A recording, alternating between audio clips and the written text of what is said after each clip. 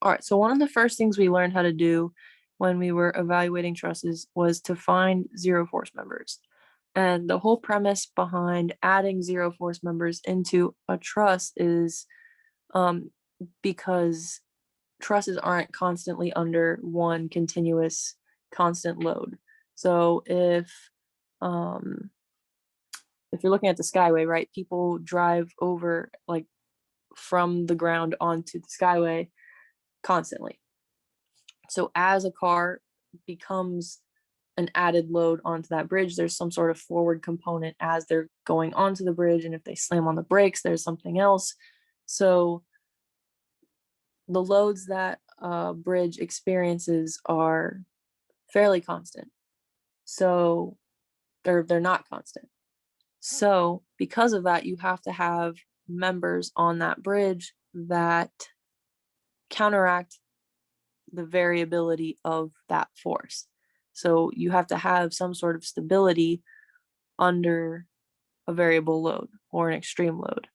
So another reason for a zero force member that Dr. O'Neill likes to point out a lot is if I have this member and it's under compression, right? There's something pushing down on it, it'll buckle. So it'll go like this.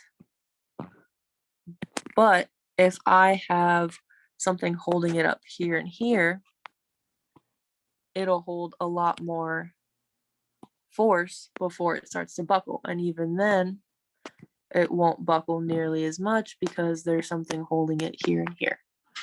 So you can hold up to four times more force in compression if you have supports at the halfway point.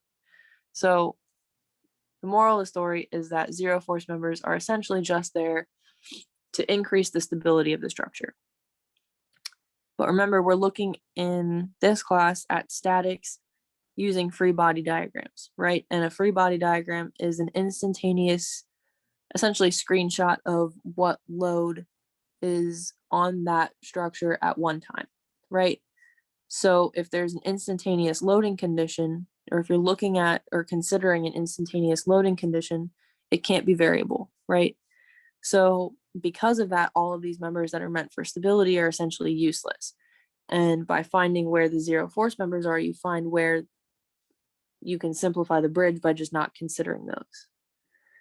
So looking at how to find them, there's two main methods.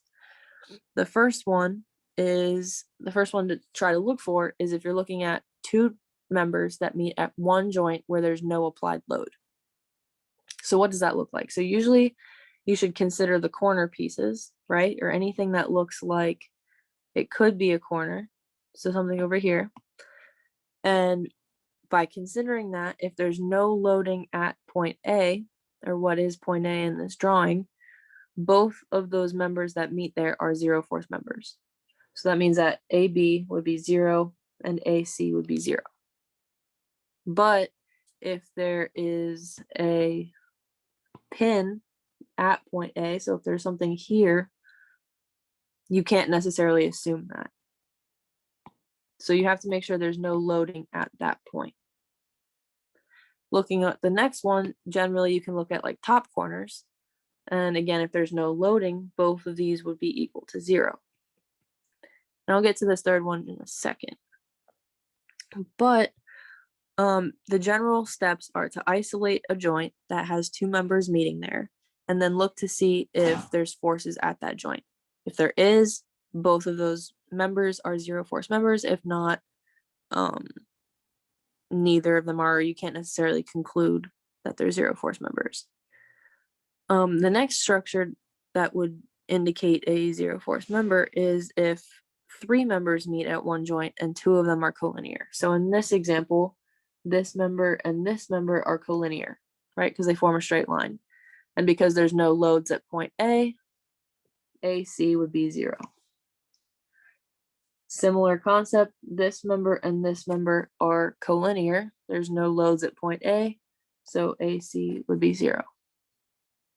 So the thought process you should do is find a joint where three members meet, find if that joint's loaded. If it's loaded, you can't evaluate it. If there is no loads, you can continue. And the next question you have to ask is if two of them are collinear. And if not, you can't conclude. If yes, the one that's not collinear is the zero force member. So basically, by eliminating one of these as zero force members using this structure, you're eliminating one member at that joint, essentially. So basically, once you go through both of these steps once, I would recommend going through it again. And that's kind of what this case shows here, is because if I eliminate this joint in method B, right, with the three members, I now have a joint where only two members have internal forces. And if there's no loads at this joint, at joint A, then both of these can now be assumed to be zero. So it's important to go back and forth kind of a couple of times and just confirm that you didn't eliminate something that could simplify another joint. So again, why do they matter? It's mostly for method of sections because when you're looking to make a cut, you can only cut through three members that have internal forces. So by simplifying a truss, you can kind of justify a cut that exposes the three that you want to solve for, but doesn't cut through more than three. So you have essentially three or less unknowns. So it just simplifies the structure so you can solve it using method of sections.